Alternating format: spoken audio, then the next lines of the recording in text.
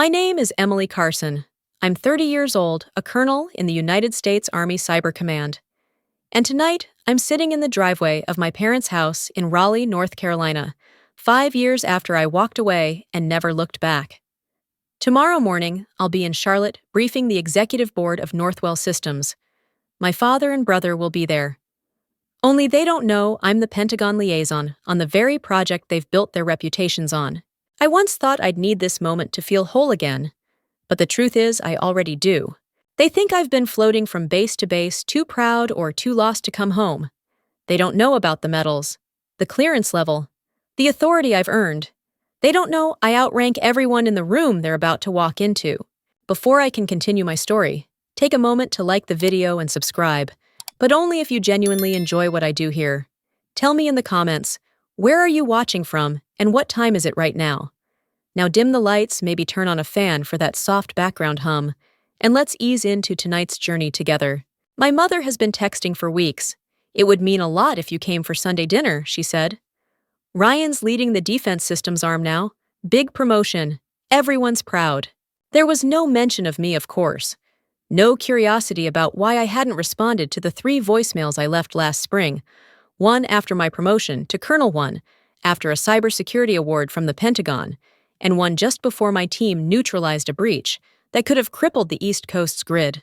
I parked next to her aging Camry engine, still warm from her late grocery run. My rented black SUV looked too sharp in the fading light, like I'd brought war to a dinner party. I turned off the ignition and let the quiet settle in. My hands were steady. That's the thing about deployment nerves, they don't show in your fingers. They churn in your stomach coil behind your ribs. You learn to carry them like you carry your gear evenly distributed. The porch light flickered like it always did. Same cracked concrete steps. Same hedges in desperate need of trimming. Nothing had changed. The door was unlocked as always. Emily, my mother, called from the kitchen, voice bright and practiced. "It's open." Of course it was. I stepped inside. Same vanilla air freshener, same wall of framed photos, Ryan's law school graduation, his wedding to Lauren, their 2 boys smiling in matching polos.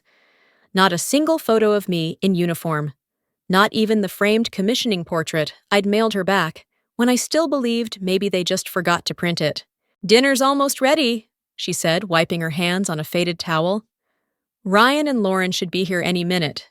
You'll never believe he's been promoted again. He's leading the entire systems integration team now." I smiled politely. "That's great, Mom." "You'll want to congratulate him," she continued. "Everyone at your father's company says he's going places." That phrase used to gut me. Now it just floated past like static on an old radio. I followed her to the dining room. The table was set for 6. No place cards, but the hierarchy was obvious. Ryan at the head, Dad to his right, Mom in between. And me, somewhere on the margins. Again, I could already feel the emotional choreography falling into place. Ryan would hold court. Dad would nod approvingly. And someone, probably Lauren, would ask if I was still stationed somewhere out there. I wouldn't argue. I wouldn't correct them. Because tomorrow, in a polished glass boardroom, 150 miles from here, their CEO would look me dead in the eye and say, "Colonel Carson, thank you for joining us." And in that moment, I wouldn't have to explain a single thing. They arrived exactly on time, of course. Ryan was always punctual, always poised. His car door clicked shut with the smooth efficiency of someone who'd never had to rush, never scrambled to catch up. Lauren followed behind, balancing a bottle of wine in one hand and a tote bag of Tupperware in the other. Ryan greeted me with a brief hug that smelled like cologne and mild disinterest. "Look at you. Still wearing boots, or did you finally switch to real shoes?" I smiled thinly. Still lace up, steel toe in fact. He chuckled but didn't really hear me. His eyes were already scanning the room for Dad. We sat down to roast beef, mashed potatoes, and the same iceberg salad my mother has served for as long as I can remember. The table hadn't changed. Not the way the forks were placed, not the threadbare lace runner she insisted gave it charm, not the invisible seating chart we all still followed, as if bound by some inherited script. Dad asked Ryan about the defense contract over dinner, and Ryan delivered smooth, charismatic, practiced. He explained how Northwell had won the Phase 1 bid for Project Vanguard, how the systems integration team was streamlining the rollout for military implementation. He didn't look at me once during that part, not even when he mentioned some Army liaisons being difficult to please. I told the team Ryan said cutting into his beef, you have to speak their language. No fluff, just tactics. Dad looked like he might cry from pride. That's exactly what I've always said. Clear thinking wins contracts. Ryan's already working on the next phase strategy, Lauren added. It's really cutting-edge stuff. And you? Mom finally turned to me, smile carefully, neutral. Still traveling with the Army? More or less, I said, reaching for water. Still a captain? Dad asked, still focused on his plate. Something like that, I replied, knowing full well I outranked every person at the table. Must be hard, Ryan offered, being in the field all the time. No long-term strategy, right? Just following orders. I didn't answer. I didn't need to. I thought about the DoD clearance badge tucked in the pocket of my coat upstairs, the colonel's insignia on my pressed midnight blue uniform, the security detail that had walked me through the Pentagon only 2 days ago, the report I'd authored on latency response metrics that Ryan's team had to revise twice. Instead, I just chewed my food and let them enjoy their moment. I wasn't here to correct them, not tonight, not yet, because this dinner was never really about me. It never had been. I was the backdrop to their performance, the outline in the photo they'd cropped out. The disappointment who couldn't follow instructions, who joined the Army out of rebellion, they'd said. The girl who threw away her potential. What they didn't understand, what they never cared to learn, was that I had built something real. I didn't need their spotlight. I had clearance. I had authority. I had control over the very project they were clinking glasses about. So I let them talk.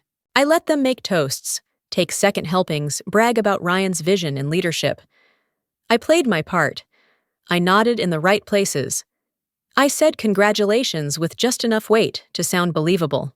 Because tomorrow morning in that boardroom, I wouldn't need a louder voice. I'd have the final one. After dinner, I slipped upstairs to my old room. The hallway creaked the same way it always had, a narrow corridor of adolescent echoes and hollow approval. The door stuck slightly before giving way. Some things never change. Inside the room was a time capsule of who they once hoped I'd be. The patchwork quilt my grandmother made still covered the twin bed, a little faded at the edges. The bookshelf held my old trophies, regional basketball MVP, science Olympiad, second place, honor society pins, and a framed photo of my acceptance letter to UNC Chapel Hill. A banner that read, Class of 2012. Go Heels still drooped above the window, its corners curling. It was the version of me they were proud of before I changed the story. What was missing was louder than anything present.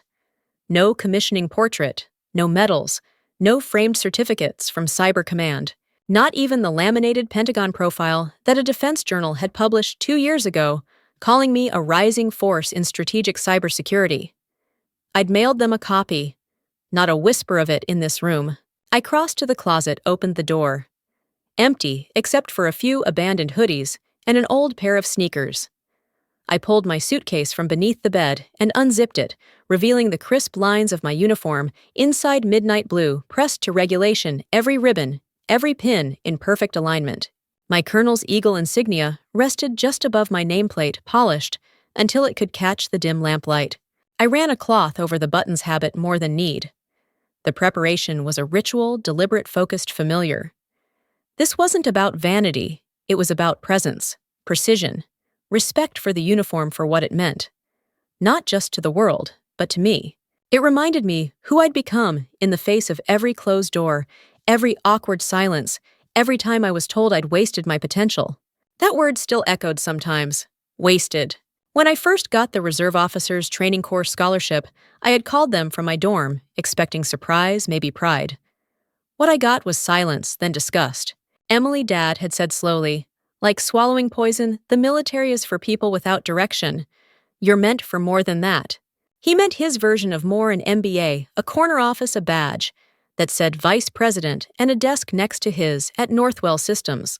When Ryan stepped neatly into that mold, the story was complete.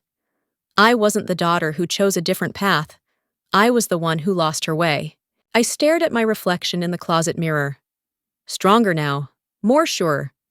The kind of woman who could sit at a table of men twice her age and make them listen. The kind who no longer needed their permission to belong. Downstairs, I could hear them laughing again. Dad's deep rumble, Ryan's booming charm, Mom's soft approval layered underneath like harmony in a song I was never allowed to sing. But I wasn't bitter. Not anymore. Tomorrow, I would walk into their world badge, displayed uniform, immaculate voice, unwavering. And I wouldn't be asking for their respect. I'd be commanding it. At 500 a.m., I was already awake. I didn't need an alarm. Years of early drills briefings and readiness checks had trained my body into a rhythm deeper than sleep. The house was still quiet, the silence punctuated only by the gentle hum of the heating vents. I laid my uniform out across the bed with the same reverence I gave it before major briefings at Fort Meade. Midnight blue with sharp lapels, silver eagle insignia, rows of ribbons, each one earned, not handed down. I ran a lint roller across the fabric twice, even though it was clean. Ritual mattered. Order mattered. These were the things no one at this house had ever understood. Downstairs, I could already smell coffee brewing. My mother, ever the early riser, humming softly in the kitchen. I didn't go down. Not yet. I needed the stillness. Opening my laptop, I ran through the Project Vanguard slides one more time. I didn't need to. I'd authored half the cybersecurity compliance protocols and redlined the remaining strategy documents from Ryan's department just 3 weeks ago. His integration plan had been ambitious, but careless. He'd missed latency limits required by the latest Pentagon memo. Deborah Franklin, the CEO, had flagged it. I had revised it. She didn't know I was his sister, and that suited me just fine. I zipped the uniform back into its carrier and packed my materials in the standard-issue DoD laptop case. I slipped my badge into my coat pocket, Emily Carson, Colonel U.S. Army, DoD Liaison Project Vanguard. The kind of badge that opened doors and silenced assumptions. The sun was just peeking over the Raleigh rooftops when I stepped outside. Frost sparkled on the front lawn untouched. My SUV gleamed under the streetlight. I didn't bother saying goodbye. I'd see them again soon, under very different circumstances. The drive to Charlotte was smooth. I played nothing on the radio. My mind rehearsed what my body already knew. My goal wasn't to shock them. It wasn't revenge. It was professionalism. Presence. The silent kind of gravity they couldn't laugh off or talk over. By 8:35 a.m., I was at Northwell Systems headquarters. Glass and steel towered above the parking lot, the company logo cut into brushed silver across the entrance. I pulled into the reserved space marked DoD Military Liaison, authorized clearance only. Stepping out of the SUV in full uniform, I caught a few stares. Some nods. A quick salute from a young man in a dark blazer near the loading dock. "Good morning, Colonel," the security officer at the front entrance said, scanning my badge. His voice was crisp, respectful, so different from the muted condescension of my father's dining room. "Welcome to Northwell," he added. "Conference levels already prepping for your arrival." "Appreciate it," I replied. Inside, everything was glass granite and controlled energy.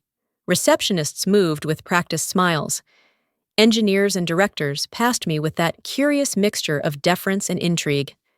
It wasn't every day a full-bird colonel walked in unannounced. The elevator chimed open, and I stepped inside alone. I didn't know exactly how they would react when I walked out onto the executive floor, but I knew they would never forget it. The elevator ride to the executive floor was smooth, almost unnervingly so. No music, just the soft whisper of ascent. I adjusted my collar in the reflective panel beside the floor buttons, watching my own expression settle into focus. Calm, measured, immovable. What we called combat-ready, even if the battlefield was now a carpeted boardroom. When the doors opened, the first person I saw was Ryan. He was standing near a glass wall, reviewing a sleek black tablet posture, easy and confident, until he looked up and saw me. His eyebrows twitched, registering confusion first, then something closer to disbelief. "Emily?" he asked, voice uncertain. "Wait, what? What are you wearing?" I didn't slow my pace. "Good morning, Mr. Carson. I'm here for the Project Vanguard review." His mouth opened slightly, but no words came. He turned, clearly searching for someone to explain what was happening. Before he could speak again, my father's voice echoed from down the hall. "Ryan, the specs don't align with the bandwidth protocol from..." He trailed off as soon as he saw me. For a split second, I saw his mind working first confusion, then calculation, then something like dread. "Emily," he said sharply, trying to summon authority. "What is this? Why are you dressed like that?" I didn't answer him. I didn't have to, because that was the moment Deborah Franklin, CEO of Northwell Systems, rounded the corner. She was exactly as I remembered her from our prior briefings, tall, silver-haired, and possessed of the kind of clarity that cuts through conference room noise like a blade. When she saw me, she smiled. "Colonel Carson," she said warmly, extending a hand. "I didn't realize you'd be joining us in person today. What a welcome surprise." "Glad to be here," I replied, shaking her hand. She turned to the small gathering behind her engineers, executives, directors, and yes, my father and brother, both standing utterly still. "For those who haven't had the pleasure," Deborah continued, "this is Colonel Emily Carson, our Department of Defense liaison for Project Vanguard. She holds final approval authority on all military-facing integrations for this contract." The air changed. I felt it. A subtle pressure shift in the hallway. You could almost hear the recalibration in real-time titles, dropping assumptions, shattering. Ryan blinked rapidly. My father's lips parted slightly, like he was about to argue with gravity itself. But Deborah was already turning, leading us toward the boardroom. "Let's get started. I know Colonel Carson's time is valuable." Inside the room was bright with floor-to-ceiling windows and an oblong glass table set with name placards, printed slide decks, and bottled water arranged with surgical neatness. My name sat next to Deborah's front and center. I slid into the chair as easily as if I'd always belonged there. Because I did. Across the table, heads turned as people filed in. Some introduced themselves with careful professionalism. Others just nodded eyes, glancing quickly at my insignia before returning to their notes. A few clearly hadn't expected the liaison to be a woman. Fewer still expected her to be 30 years old. But no one questioned it. They saw the rank. They saw the readiness. And most importantly, so did my family. The room settled into the soft murmur of corporate pre-meeting chatter paper, shuffling keyboards, clicking coffee being sipped too quickly. From my seat at the head of the table, I could see the whole room clearly. Engineers from product development, Northwell's legal team, 2 contractors from logistics, and Ryan seated farther down, rigid, no longer the center of attention. My father sat beside him, arms folded, face unreadable. Deborah called the meeting to order at exactly 0900. "Before we begin," she said, looking around the room, "I'd like to thank Colonel Carson for joining us in person today. Her oversight has been instrumental to Project Vanguard's evolution, particularly in streamlining compliance and shaping the cybersecurity response protocol. Colonel, the floor is yours." I stood and walked to the front monitor, clicking my tablet to sync the briefing. "Thank you," I said.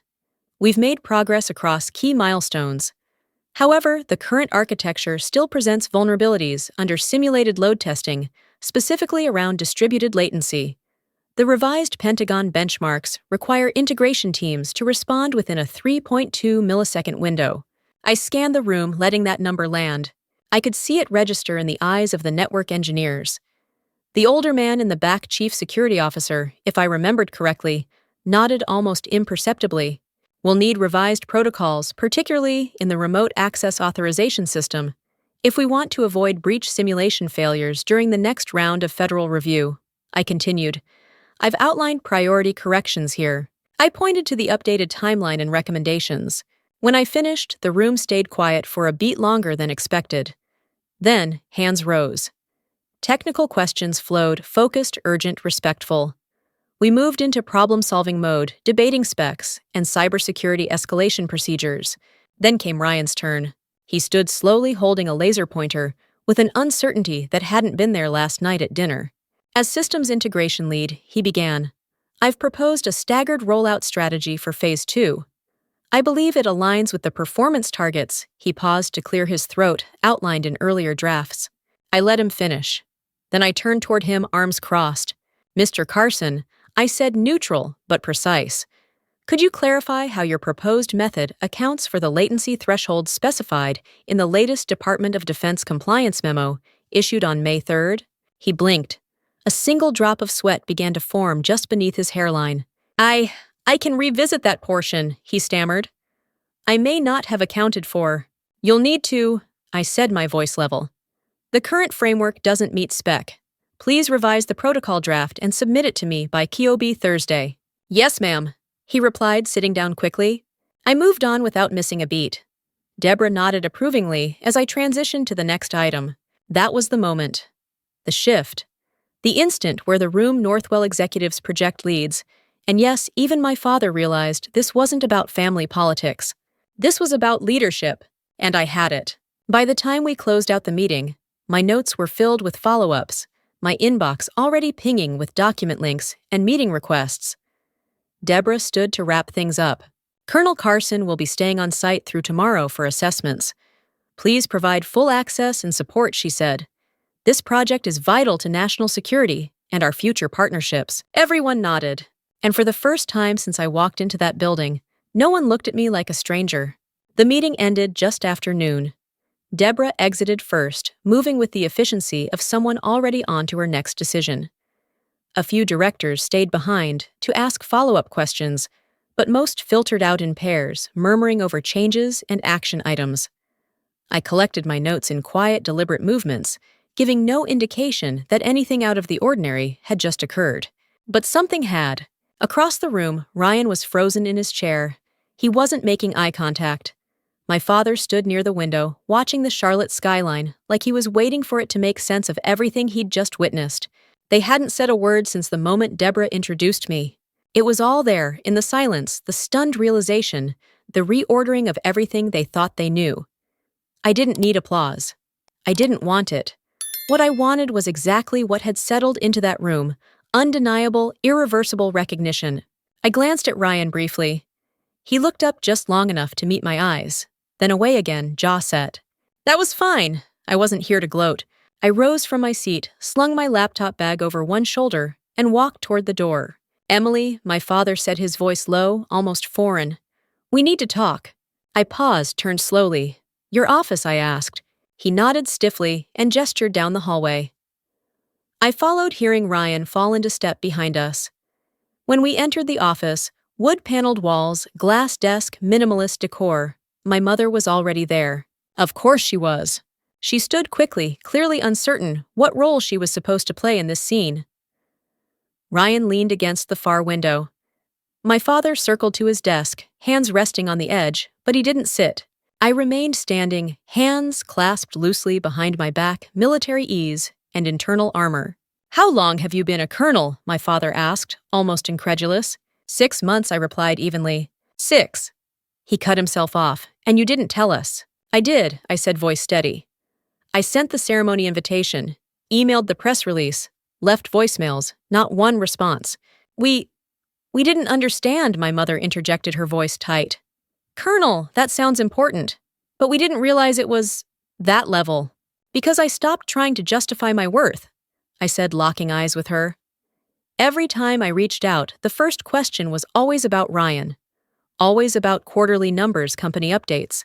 You never asked about me, unless it was to suggest I quit and come home. Ryan shifted his face, flushing slightly. We thought you were stuck, he said. Always moving base to base, not building anything real. You said last night people in the military just follow orders, I said. You laughed while saying it. He swallowed hard. I didn't know you were doing all this. That you were in charge. You never asked, I repeated. You decided a long time ago what I was worth. My father rubbed his forehead like he was trying to undo the past through thought alone. I was wrong, he said finally. You've built something I didn't understand. That's on me. He looked up, really looked at me. Colonel Carson, he said, voice rough. I owe you an apology. I underestimated you. He extended a hand, not as a father this time, but the way I'd seen generals salute their equals. I took it, firm grip, no theatrics. I accept, I said. And just like that, a fracture began to close. The handshake lingered just long enough to feel real. Not performative, not an olive branch tied with guilt. Just two people once adversaries in silence, finding a middle point through respect. My mother sat down slowly, her hands folded tightly in her lap. She looked smaller than I remembered. Not just in size, but in certainty. We should have been at your commissioning, she said after a beat. At your graduation, all of it. I thought you were pushing us away. No, I said. I just stopped hoping you'd show up." The words were not bitter, but bare, like clean linen hung out to dry. The room sat in it for a long moment, no one reaching to fill the space. Ryan was the first to break it. "You evaluated my team today," he said quietly. "And you were fair." "You didn't," he hesitated. "You didn't make a scene. You didn't humiliate me." "I wasn't there to," I said. "I was doing my job." He nodded, slow and uncomfortable. "Your questions were sharp. You were commanding. Honestly, I don't think I've ever seen you like that before." "I've always been like this," I said. "You just didn't see it." He winced slightly, not from offense, but recognition. My father moved around to the side of his desk, leaning against it, shoulders no longer squared like armor. "I think I clung to the idea that success had to look a certain way," he admitted. "That it had to be tangible, corporate, predictable. You chose something I didn't understand, and I didn't want to admit that scared me." That was as close to an emotional admission as I'd ever get from him. And it was enough. "We'd like to try again," my mother offered softly. "If you'll let us." "One step at a time," I said, meaning it. The conversation lingered there, tense but thawing. Ryan asked a few more questions about Project Vanguard's scope. I answered them professionally, but I could feel something shifting underneath curiosity, not obligation. Respect, not rivalry. Eventually, we all stood, and the room began to reset itself. My father opened the office door, letting in the faint hum of the hallway beyond. As I stepped out, a junior engineer passing by glanced at me and offered a quick, instinctive salute. My father noticed it. I saw the brief flicker in his eyes. That same salute he used to reserve only for names printed on defense contracts now extended to the woman standing beside him. We rode the elevator down in silence. Not the cold kind, the contemplative kind. There was a quiet dignity in what had passed between us, something that didn't need narrating. At the lobby doors, Ryan turned to me. "You know," he said, adjusting his tie, "I always thought I had to protect the family name, keep things on track.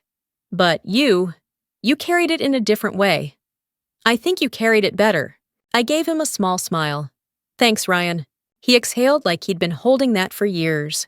Outside, the sun was just beginning to set behind the Northwell building.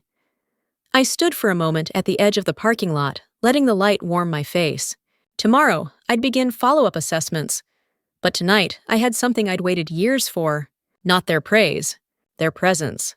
6 months later, my apartment in Arlington was filled with a quiet kind of warmth. The open floor plan spilled into soft light from floor-to-ceiling windows, casting gold across my bookshelf, where my Cyber Command medals rested between a few dog-eared cybersecurity journals and framed mission citations. It wasn't a shrine, just a story. Mine. Dinner was on the stove. Something simple but intentional. Garlic roasted chicken salad tossed in lemon vinaigrette, mashed sweet potatoes. I wasn't trying to impress them. I was just hosting on my terms in my space. The first to arrive was my father. He held a black frame in both hands, not wrapped, but carried like it meant something fragile. "Figured you'd want a copy," he said, clearing his throat. It was an article from Defense Intelligence Weekly, the one covering the successful rollout of Project Vanguard. In the center, a photo of me standing beside General Armstrong and Deborah Franklin, my uniform crisp, my expression unreadable. "I've had it in my office for a couple months," he added, not quite looking at me. "I tell clients you're the one who kept the protocol tight." I smiled. "Thanks, Dad. That means something." He nodded, and for once there was no rush to fill the seats. My mother arrived minutes later, balancing a warm pie tin with both hands. "Apple," she said, looking at me with that tentative smile that still carried too much hope. "Still your favorite, right?" "It is," I replied. She looked around, taking in the clean lines, the photographs on the shelf, the worn but comfortable furniture. "So organized," she murmured. "I don't know how you keep it like this." I almost answered with the obvious military habit, but held back. She was trying. That was enough for now. Ryan and Lauren came last. He brought an expensive bottle of wine with a sheepish smile. She brought her charm dialed down to something real. Over-dinner conversation flowed easier than I expected. My father asked about a recent Pentagon exercise I'd co-led in Maryland. My mother wanted to know if the ribbons on my uniform meant different things. Lauren complimented the food. Ryan even asked how I handled burnout. After we cleared the plates, Ryan pulled me aside near the bookshelf. I implemented the rollout structure you mentioned, he said, pointing toward the article. The team resisted it at first, but it's working. Better than what we had. Did you tell them where it came from, I asked? He grinned. Eventually. After I let them think I was a genius for about 5 minutes, I rolled my eyes. As long as it works. It does. And so do you. I mean, you've really got it together. I don't think I ever said that. No, I said, you didn't. Well, I'm saying it now. Across the room, I caught my father examining the medals on the shelf. His gaze paused on one in particular, the Cyber Defense Citation awarded, after I led a covert intervention that prevented a major infrastructure breach on the East Coast. I read about that one, he said quietly. Didn't know at the time that was your command. I was lead strategist, I said simply. He nodded, no denial, no deflection. It wasn't a parade, it wasn't a movie moment. It was something better. It was real. Later that night, as the last of the dishes clinked in the sink and the hum of conversation dissolved into quiet comfort, we sat around my small kitchen table with mugs of coffee and slices of my mother's pie. The overhead light was warm, almost too intimate, and yet it felt earned like a room that had been aired out after years of silence. My father raised his mug gently. To Colonel Emily Carson, he said, looking me directly in the eye, who proved that your worth isn't in following someone else's path, but in walking your own. Everyone echoed the toast, and for a brief second, I felt the room shift into something new. Not perfect, not healed, but honest. My mother's eyes shimmered, and she reached for my hand across the table without saying a word. I let her hold it. I looked around that table, the same people who once defined me by what I wasn't. Now here they were seeing what I had become. But the most important truth, I hadn't done it for them. The victory wasn't in them finally seeing me. It was in the fact that, even if they never had, I still would have kept going. I didn't build a career, a life, or a name so I could hear them clap. I did it because it mattered. Because I knew what I was capable of when no one else did. That boardroom moment. It wasn't revenge. It was clarity. Silent. Powerful. Unshakable. They once told me I was wasting my potential, that the military was for people without ambition, that I'd never become anything beyond a disappointment in fatigues. But I had led them. Not just that day, but long before they knew to look. I had commanded rooms that required NDAs and triple clearance just to enter. I had run teams that deployed countermeasures within minutes to stop attacks that would have brought down half the eastern seaboard. I had advised generals and rewritten doctrine. And through it all, I carried their voices in the back of my mind, not as fuel, but as background noise. I no longer needed their permission to belong. As the night wound down, my mother packed up the pie dish my father offered to take out the trash. And Ryan said something quietly before heading to the door. Next time you lead dinner, we'll follow your protocol. I smiled. Later, after they left, I stood in the doorway for a moment, watching the taillights fade into the quiet Arlington street. The city was still street lamps blinking like lazy stars. Inside, I turned off the lights one by one, until only the soft glow of my desk lamp remained. My uniform was back in its garment bag, my badge tucked safely in the drawer, and still the air in the room buzzed, not with tension, but presence. I hadn't needed their eyes to feel seen. I'd simply walked forward, one uninvited step after another. We all crave recognition, but sometimes the most powerful validation is the kind that comes from within.